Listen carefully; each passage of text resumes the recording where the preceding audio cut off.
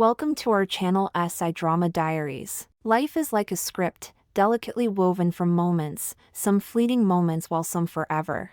The series starts with our heroine Misa, who as a child is crying on the playground alone while other kids are playing. A little girl comes up to her and ties a bracelet on Misa's hand and introduces herself as Reina, telling Misa that this is called a friendship bracelet, and from that moment on they both become best friends from childhood to adulthood, from school to even working on the same company. At the company, Misa meets a new employee named Tomoya. They fall in love. Their beautiful love story ends in marriage. For Misa, in every part of life, her best friend Reina is always there, happy for her. Misa thought she didn't have a bad life and every moment was filled with happiness and bliss. But her world turned upside down when she was diagnosed with stomach cancer and admitted to the hospital. She is terminally ill and dying, but only her best friend Reina visits her, yet she feels lonely without her husband visiting her even once. Later we came to know that Misa's father died when she was in college and her mother left her when she was little. Now she only has her grandmother, who has dementia and doesn't even remember her. She is afraid of dying, just like her mother, who also had stomach cancer and died suffering a lot. Misa gets permission to leave the hospital for one day and she plans to meet the important person in her life. She wants to meet her husband Tomoya and cook for him, take care of him. While she was shopping for groceries, she received a call from the insurance company saying that the beneficiary for her insurance had been changed from her grandmother to her husband, Tomoya. She wants to meet Tomoe, and while waiting for the taxi, the pain becomes unbearable for her to even stand. And suddenly, a taxi pulls up for her to get on. Her ride on the taxi feels strange, because the driver told her that it was fate for him to pick up her. Also, he seems to know where she wants to go, but Misa can't see the driver's face, yet somehow he feels familiar, which makes her nostalgic. He tells her that he knows the best route for her destination. And the surprising thing is, when the driver told her to look out the taxi window, she was mesmerized by the change of seasons like winter, autumn, and spring one by one. Misa doesn't understand what was happening, but she feels so peaceful. Before dropping her off, the taxi driver told her not to worry too much, and soon someone will come into her life who will fix everything and truly cherishes her. When she reached her apartment, the driver told her not to pay because it was his last day as a taxi driver, and she was his last passenger. He gives her lots of sweets and drops her off. When she reaches her apartment and opens the door,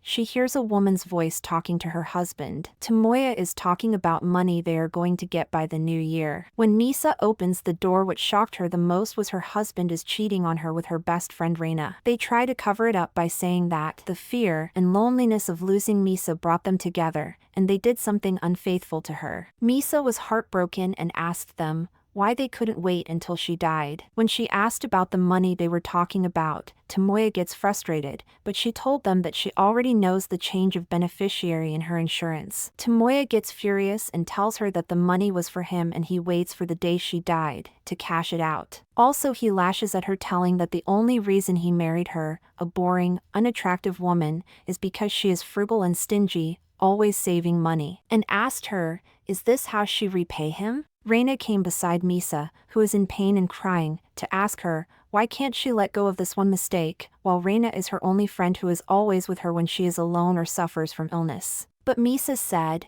it is what a friend should do to be there for a person they care. At that moment, Reina totally unmasked her character and told Misa that she never saw her as a friend and was disgusted by her. She likes it when Misa suffers alone, without anyone by her side. She enjoys seeing her like that while pretending to be she was the only one by her side. Misa couldn't believe that the only friend she had all her life was so vicious. She told them that she will expose their insurance fraud and get out of the house. But Tomoya got angry and chased her outside. He struggles to get the phone out of her hand, while she tries to call the insurance company. When he hits her and knocks the bag from her hand, some letters fall out of the bag, which are the goodbye letters Misa wrote for her husband and her best friend. From the letters, we came to know how much she loves Tomoya, who was a good husband, and how Reina was a loyal friend who was always by her side. But now it all seems like life played a cruel joke on her. Now her good husband is trying to strangle her for the money,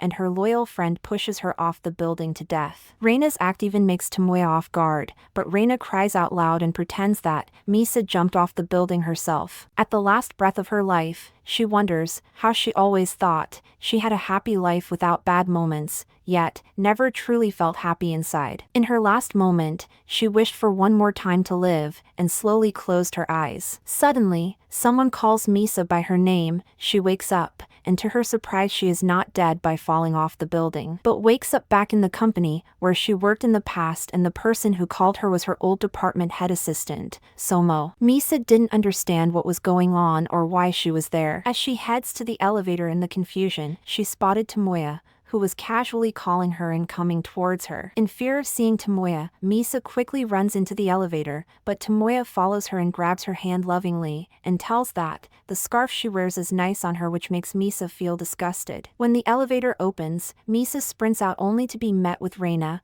who smiles and talks to her as if nothing has ever happened. Misa feels so confused and runs out of the company. For her, the last thing she remembers is falling from the building and dying. As she wandered on the streets thinking what was happening, she spotted big advertisements for the Olympics 2015. It doesn't register her until she sees the date and finds herself younger in the mirror. She has gone back in time, a full 10 years from 2025 to 2015, and her cancer has also disappeared. The reality of having a healthy body, without any pain from stomach cancer, and being able to stand, walk, and even run makes her more excited. She runs off feeling the breeze, a rush of energy inside her body. She stops at a nearby restaurant, and after a long time, she feels hungry with a big appetite, the exact opposite of how she had been when she had stomach cancer. The illness that kept her from eating the things she loved the most is now gone. She enters the restaurant without a second thought and orders a big bowl of noodles, eating it like she has never seen the food for a long time, which is nearly true. She orders more food on the menu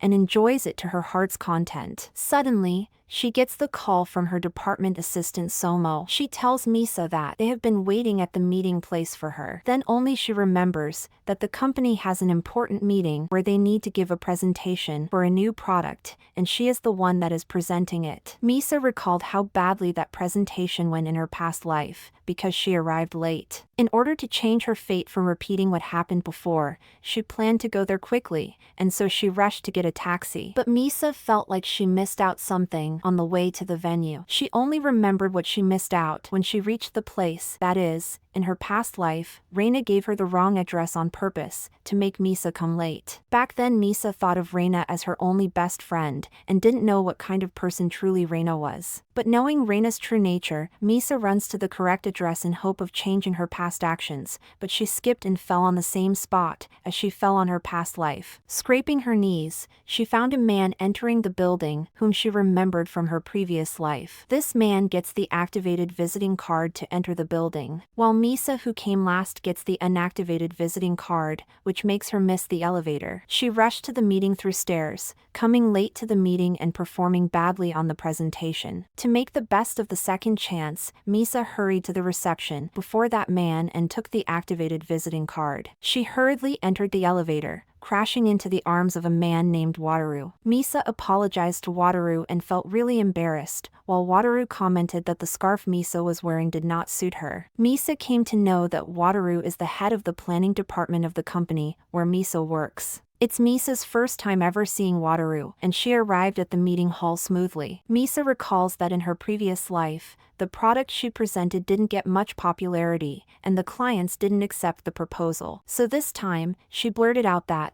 bubble milk tea is going to be popular in the near future till COVID hits. But for the people from 2015, bubble milk tea is just a new product without much attraction, and they didn't know what COVID means. Eventually, the proposal got rejected faster than in her previous life. But what Misa didn't know is that the milk tea caught the interest of Wataru. Later, Reina comes to apologize to Misa for providing the wrong address. In her past life, Misa always saw Reina as a true friend and didn't think much of what Reina did. But now, after knowing Reina's true nature, Misa finally sees the hypocrisy of Reina and how foolishly she trusted her. Reina thought Misa would accept her apology as always and say it was not her fault, but to her surprise, Misa just walked out without saying anything, which made Reina angry. The thought of returning to the past, like 10 years back, makes Misa want to visit the small sweet shop where she once went with her day in her college days. This sweet shop was the place where she had beautiful memories with her dad before he passed away, But in her past life, this shop closed by the end of December 2015, which made her sad. But now she can revisit the sweet shop, which is still open. She recalls that day, when she came here with her father. She talks about a turtle in her university, which lives in a pond, and worries about how it will survive this summer. While talking, her dad jokingly tells her, if she ever has a problem, he will come flying in with his taxi for her, and he handed over a turtle folded from the sweets wrapper to Misa. When she recalls the moments with her father, while sitting at the sweet shop something clicks. The taxi driver who drops her off in her previous life is none other than her own father. He gives the same sweets and the origami turtle to her when she gets off the taxi. Thinking that her father was the one who gives her the second chance in her life, she cried and missed her dad. That night Tomoya invited Misa for a date to watch the World Cup together. In order to live her second life for herself happily, Misa wants to see how things unfold, and how she can change her life for the best. So she went. Reina was also there with her boyfriend. While they talk, Reina keeps belittling Misa while praising herself as a good friend. Misa sees the hypocritical face of Reina and wants to get away from there, but accidentally knocks over wine from the waiter, which spilled all over Misa. While washing off the wine from her clothes, Misa noticed Reina blaming the waiter for the mistake and comforting Misa like she is a caring best friend. Misa wonders how much she got manipulated in her past life by Reina. She also remembers that the same spilling wine thing happened in the past life, which made her worried. Misa remembered that Tomoya is going to propose to her after the World Cup ended, just like in her past life. That time she naively believed him and accepted the proposal. They had their first kiss amidst the crowd cheering for them, but this time she tackled the kiss and ran off from that place. The next day she writes down all the events that are going to happen in the future of her life, planning to get her revenge on Tomoya and Reina. But no matter what she does to change her fate, it always got the same outcome, just like the presentation. While occupied in these thoughts, she finds herself standing in front of a boiling kettle, unaware of the danger. When she reaches to pick the kettle, Wataru sees this and rushes to her, hits the kettle away from he, and burns his hand in the process. Misa was shocked and hurriedly treated Wataru's hand with ice packs, apologizing for the incident. When Wataru asks why she apologized, she tells him that it has to be her who gets burned from the boiling water, but now Wataru stepped in and got hurt. At that moment, suddenly, something clicks in Misa's mind. The events that happened in the past, Misa can't change its course of action or the outcomes, but it could be transferred to others. On the same day, Misa meets with Tomoya just like in her past life. They plan to make their engagement official. She remembers that in her previous life, she felt so happy that she cried and thought she really found her true love, who will cherish her for the rest of her life. But this time, Misa accepts Tomoya's proposal not out of love, but to get her revenge. She tells Reina about her engagement, pretending she still loves him. Misa made a bold decision that, if she cannot change the script of fate, then she wants to step out of her place, and make Reina take her role of living the nightmare. In this life, Misa wants Reina to marry her husband and live her miserable life. When Misa was thinking of the revenge plan, while watching them walking away without her, someone is watching her from the side, who is none other than Wataru. Then the scene shifts to the past, and we can see Wataru in his college days. He met Misa, who is watching the little turtle in the pond of their university. She tells Wataru she is worried about the little turtle when the pond dries up this summer. As days go by, he often sees Misa alongside the pond talking with the little turtle, which makes him interested in Misa. But Misa didn't notice Wataru at all. For her, he is simply another student studying in the university. Later we came to know that Wataru decides to accompany his father overseas, by putting away his researcher dream for another time. While he was leaving the college, someone bumped into him, and it turned out to be Misa, who apologized and ran away to the bus stop. Wataru notices that Misa seems to be crying, but he cannot do anything, just watching her leave on the bus. It turns out to be that day, Misa's father died and she held a funeral for her father. After some days she goes to the pond in the university, only to find out the whole pond is dried up. She frantically searched for the little turtle, but it was not there. Misa started crying, thinking that the little turtle is gone just like her father, but she found a note saying, "Don't worry, the turtle is safe."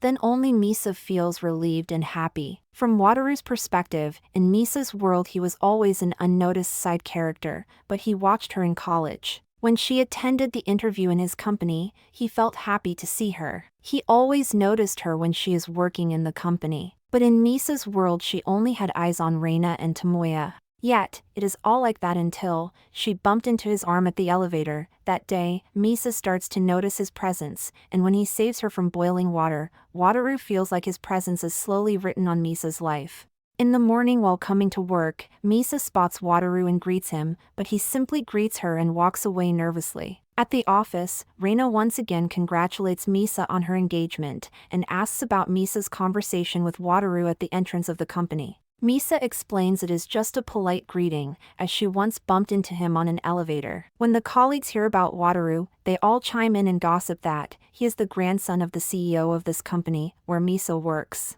When Misa learned about Wataru's background, she was shocked. Later, Somo comes to the office asking Reina to go work and finish the proposal soon, which made Reina angry. At lunchtime, Misa saw Tomoya waiting for her and learned that he had been searching for a few wedding venues for their marriage. While eating, Tomoya suggests he come to Misa's house for a sleepover, but Misa feels disgusted. Tomoya starts talking like he is doing a great favor for Misa by choosing her to be his wife, which enrages Misa, and she recalls how he said that the only reason for him to marry her is for his financial stability, as Misa is a frugal woman in nature. Reina joins on their meal and talks to her boyfriend on the phone. Misa wants Reina to be interested in Tomoya to make her revenge plan successful. But Reina only looks down on Tomoya, who has no qualities, no money, and also a mama's boy. She is not interested in him at all, which frustrates Misa. But at the same time, Misa wonders to herself why she fell for such a person in her previous life. While talking, Reina notices Somo enters the hall and quickly ends her lunch and gets up. Misa remembers that in her past life, Reina accidentally knocks over her lunch on Somo's new dress. But now only she realizes that Reina did it on purpose to get revenge on Somo for telling her to work earlier. Misa quickly runs towards Somo and bumps into Reina slightly, which causes Reina to spill all his food on Tomoya. Misa is so happy to transfer that misfortune to Tomoya. Reina keeps apologizing to Tomoya for spoiling his suit. But Tomoya acts like it is not a big deal and hands over his suit to Misa to wash it. For the first time in her life, Misa refused Tomoya when he handed his suit, telling him it is his dress and she won't wash it. When Misa went to the restroom, she met with a girl named Miko, who was asking Misa to get her a sanitary napkin for her. Miko thanked Misa for her help, telling her that before Misa, she asked another girl for help, who ignored her and went away. It turns out to be Reina. Miko also told Misa that she will remember this help and definitely return the favor in the future. Later that day, Misa went to that little sweet shop again. But this time, she met Wataru there, who also liked visiting this place for its peaceful atmosphere. Both of them talk about work and sweets. Amazingly, they discover how similar they both were when they work. They both like to taste different kinds of desserts and analyze the texture and flavor to help in finding new ideas and products for the company. Wataru tells Misa that there is a famous dessert shop which is going to release a new limited edition item, but for only one day. He sees how excited Misa was and how eager she wants to go there. So he invites Misa to go there, but unfortunately, she cannot go with him that day. It is because on the very same day in her previous life, something unforgettable happened to her that left a scar she could never forget and never face again. Don't forget to hit the subscribe button for more videos.